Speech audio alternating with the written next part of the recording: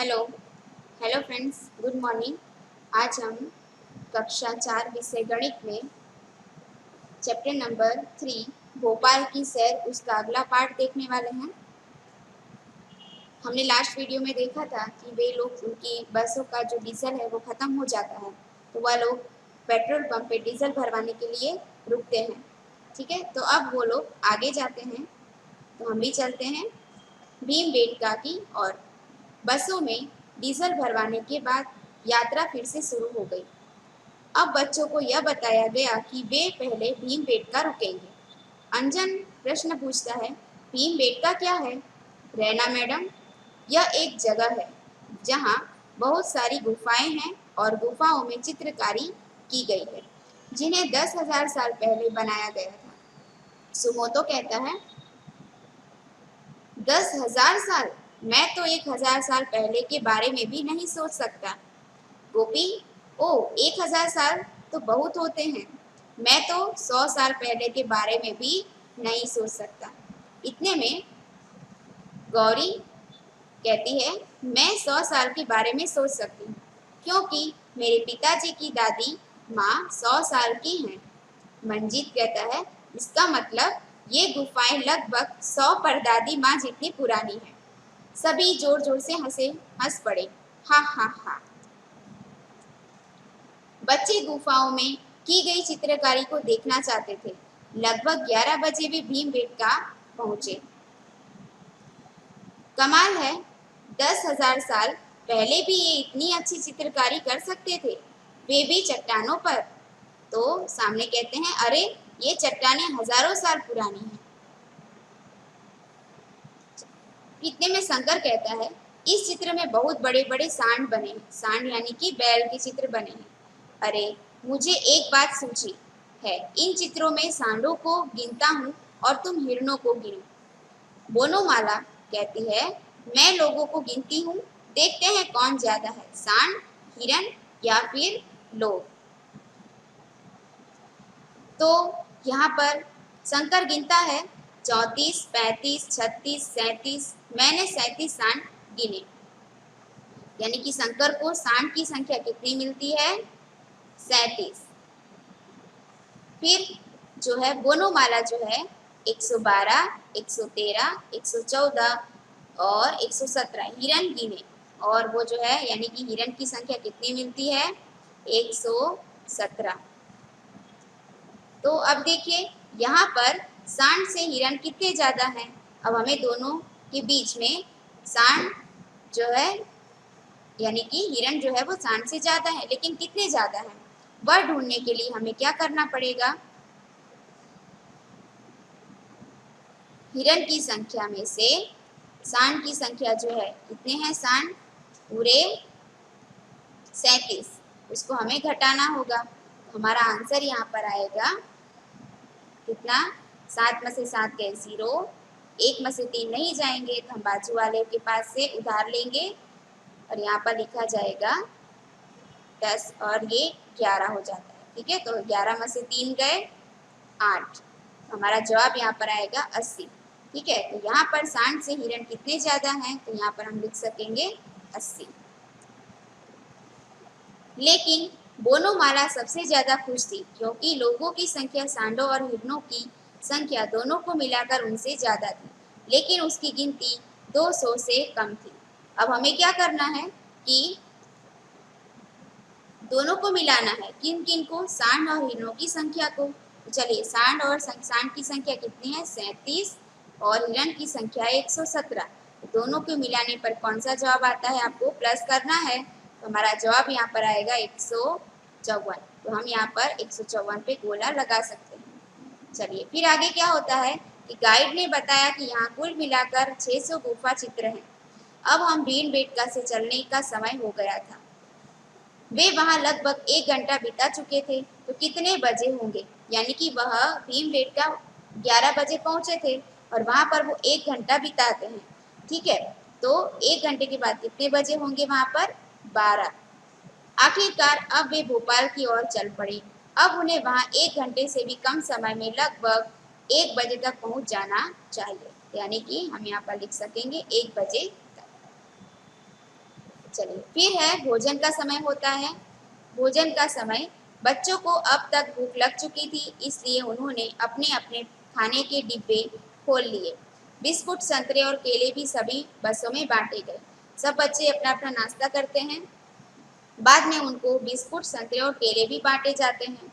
बराबर, हर एक बच्चे को एक संतरा, एक केला और 5 बिस्कुट दिए गए। सभी बच्चों ने संतरे और बिस्कुट लिए, पर 38 बच्चों ने केले नहीं लिए।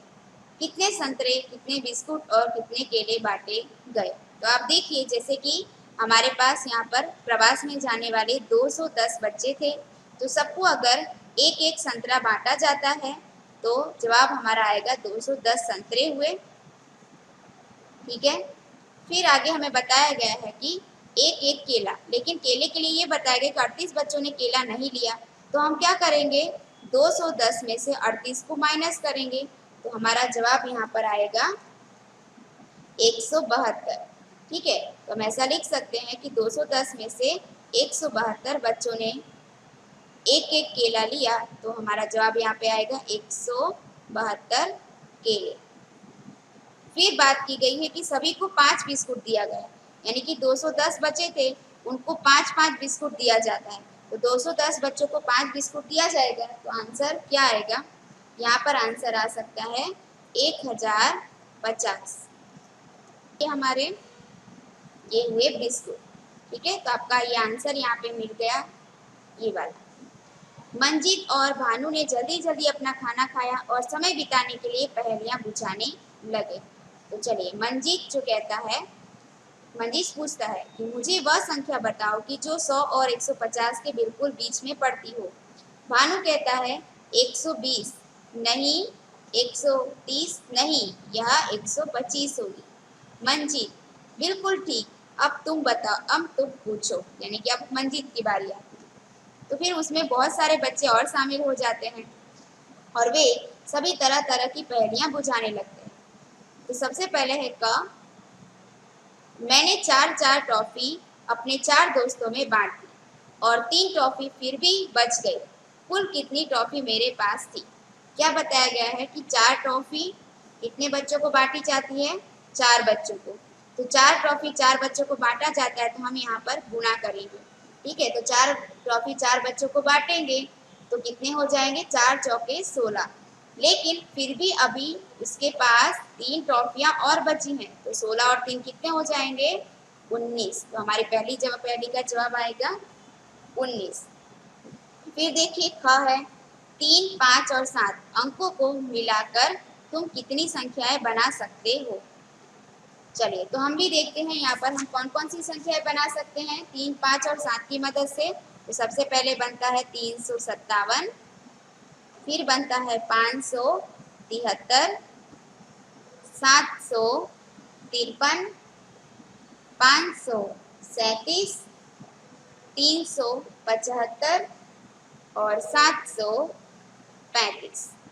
ठीक है, इस तरीके से हम संख्याएं बना सकते हैं। तो कितनी संख्या मिली हमको, 6 संख्याएं हमें यहाँ पर मिलती हैं।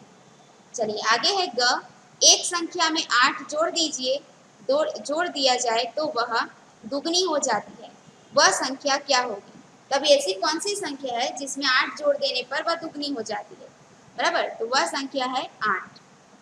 बराबर, 8 के अंदर हम 8 जोड़ेंगे तो हो जाएंगे पूरे 16, यानी कि 2 गुना हो जाए। चलिए, आगे है घ, ऐसी संख्या सोचिए जो 2, 3 और 5 से भाग हो जाए तथा 25 और 50 के बीच हो। अब हमें ऐसी संख्या ढूंढनी है कि जिसको हम 2 से भी भाग कर सकते हैं, 3 से भी भाग कर सकते हैं और 5 से भी भाग कर सकते हैं। चलिए, तो हम ऐसी संख्या ढूंढते हैं कि वो संख्या हो सकती है 30।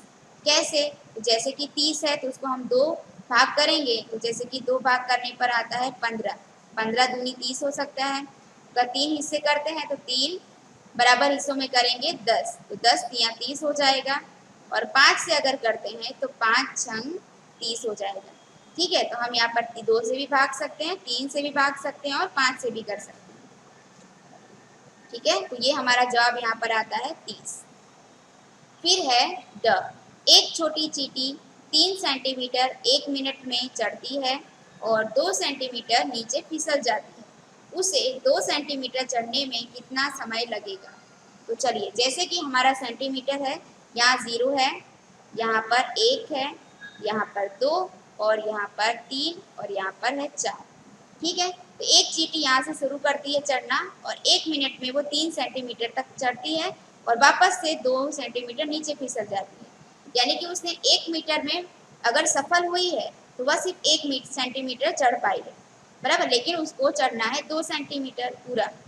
ठीक है, तो चलिए, अब यहाँ पर वो फिसल गई, यहाँ पे वापस से शुरू करेगी तो वापस 3 सेंटीमीटर वो ऊपर चढ़ेगी। ठीक है, और वापस 2 सेंटीमीटर नीचे गिर गई, बराबर, तो उसको यहाँ तक ही वो पहुँच पाई है। तो हम ऐसा कह सकते हैं कि 1 सेंटीमीटर यहाँ पर 1 मिनट में 1 सेंटीमीटर ही वो पार कर पाई। तो अगर 2 सेंटीमीटर अगर उसको चढ़ना है तो पूरे कितने समय लगेंगे, 2 मिनट, पूरे 2 मिनट लगेंगे। ठीक है, तो आज का वीडियो जो है हम यहाँ तक ही रखेंगे।